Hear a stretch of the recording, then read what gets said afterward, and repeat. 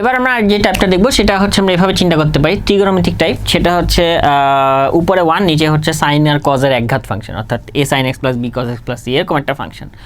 তখন এই ক্ষেত্রে যে কাজটা করতে হবে যে আমরা সাইনের বদলে বসাবো হচ্ছে tan এর সূত্র 2 tan x/2 1 + tan square x/2, আর কজের বদলে বসাবো tan এর সূত্র, অর্থাৎ সাইন কস দুইটাকে আমরা tan এ কনভার্ট করে নিয়ে যাব।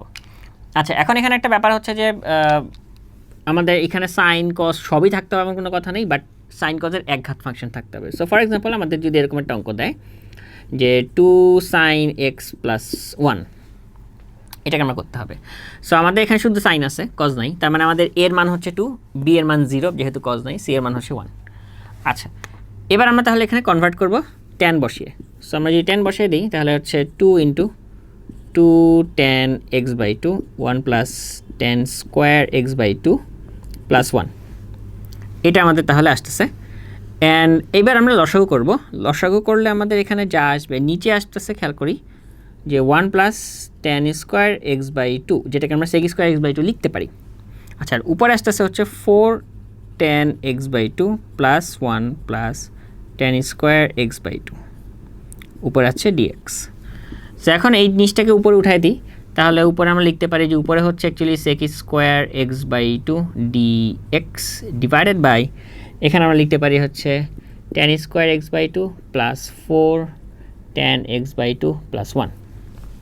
এখন আমরা যদি tan x কে z ধরি, tan x/2 অ্যাকচুয়ালি এটাকে z ধরি, তাহলে আমরা আসতেছে হচ্ছে sec স্কয়ার x/2 dx হচ্ছে 2dz, যেহেতু এখানে একটা হাফ থাকবে।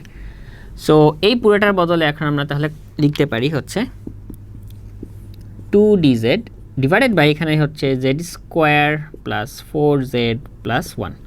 সো এটা অ্যাকচুয়ালি কোন টাইপটা, এটা হচ্ছে টাইপ 2, যে উপরে 1 নিচে দ্বিঘাত ওই আকারে, তারপরে জাস্ট করে দিলেই এখানে আসলে হয়ে যাবে। তো ওটা আমরা করাচ্ছি না, এটা আমরা এরকম অঙ্ক বহুত করে আসছি। এবং লাস্টে অবশ্যই মনে রাখবেন z এর মান বসাইতে হবে। এখানে আসলে না বসায় চলে যাওয়া যাবে না আর কি। তো z এর মান হচ্ছে tan x/2। তাহলে আমাদের পদ্ধতিটা কি, যদি আমাদের এরকম সাইন কজের একঘাত ফাংশন নিচে থাকে, সাইন থাকলে এই সূত্র, কস থাকলে এই সূত্র, দুইটা থাকলে দুইটাই বসাই দিব। বসানোর পরে আমরা লসাগু করব। এবং খেয়াল করে দেখেন এটা আসলে সব অঙ্কের ক্ষেত্রে একই ফর্মেটেই যাবে, কারণ এখানে কজ আছে। তো কজের নিচেরটাও কিন্তু 1 + tan স্কয়ার x/2, তার মানে লসাগু করলে সবসময় হরে এটাই থাকবে, এবং সেটা আসলে সবসময় sec স্কয়ার x/2, এটা উপরে চলে যাবে।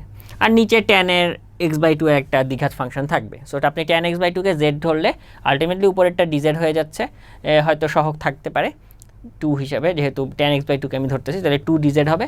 আর নিচে হচ্ছে z স্কয়ারের একটা দ্বিঘাত সমীকরণ থাকবে। সো উপরে কনস্ট্যান্ট, নিচে দ্বিঘাত, এই ফরম্যাটটাতে তখন আমরা অ্যাপ্লাই করে মানটা বের করতে পারবো। এবং অবশ্যই মনে রাখবেন লাস্টে যখন আপনার অ্যান্সারটা বের হবে আপনি অবশ্যই z এর মানটা বসাবেন tan x/2।